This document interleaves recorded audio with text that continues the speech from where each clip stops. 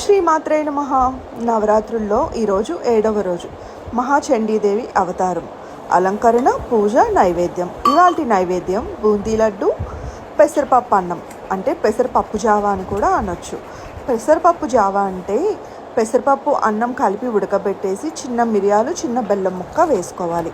ఈరోజు అమ్మవారిని శాంతిపరచడానికి తీపి ప్రసాదం సమర్పించుకుంటామన్నమాట. సో మేకింగ్ ఇలా చూసేయండి. బూందీ లడ్డుకి నేను 1 కప్ శనగపిండి తీసుకున్నా.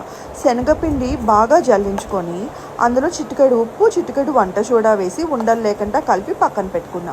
స్టవ్ మీద బాండీ పెట్టుకొని నూనె మాత్రం తలతల మరగాలి బూందీకి. అలా అయితేనే బాగుంటుంది, లేదంటే బూందీ చప్పబడిపోతుంది.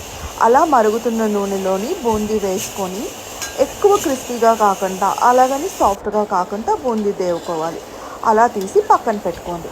పక్కన ఇంకొక స్టవ్ మీద మనం 1 కప్పు శనగపిండి తీసుకున్నాం కాబట్టి 1 కప్ శనగపిండికి 2 కప్పులు పంచదార తీసుకోవాలి.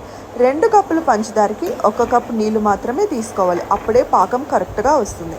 1 కప్ నీళ్ళు తీసుకొని పాకం తీగ పాకం వచ్చే వరకు మరిగించుకోవాలి. కొంచెం గట్టిగానే రావాలి పాకం. అలా మరిగించుకున్న దాంట్లోని చిన్న ఎల్లో ఫుడ్ కలర్, మీకు ఇష్టమైతేనే, అది ఆప్షనల్. చిన్న ఎల్లో ఫుడ్ కలర్, నేను ఇలాచీ వేసుకొని బాగా కలియబెట్టుకొని తీగపాకం వచ్చాక దించి పక్కన పెట్టుకున్నా. వెంటనే బూందీ వేయకూడదు. అలా వేస్తే షుగర్ క్రిస్టల్ షుగర్లా అయిపోతుంది డ్రై అయ్యాక. గోరువెచ్చగా అవుతుంది అంటప్పుడు బూందీ వేసి పాకంలో బాగా కలిపి ఒక 10 మినిట్స్ రెస్ట్ ఇచ్చి పక్కన పెట్టేయాలి. అప్పుడే బూందీ మొత్తం పాకాన్ని బాగా పీల్చుకుంటుంది. బాగా పీల్చుకొని సెట్ అవుతుంది. అలా అయిన తర్వాత గోరువెచ్చగా ఉన్నప్పుడే మనం ఇలా లడ్డూల్లాగా చేసుకొని పెట్టుకోవాలి. ఇంకా పెసరపప్పు అన్నం చెప్పాను కదా, అది సింపుల్ మేకింగ్.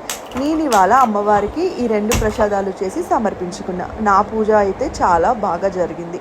మీ పూజ ఎలా అయింది కామెంట్ చేసేయండి. శ్రీమాత్రే నమః. Thank you for watching my videos.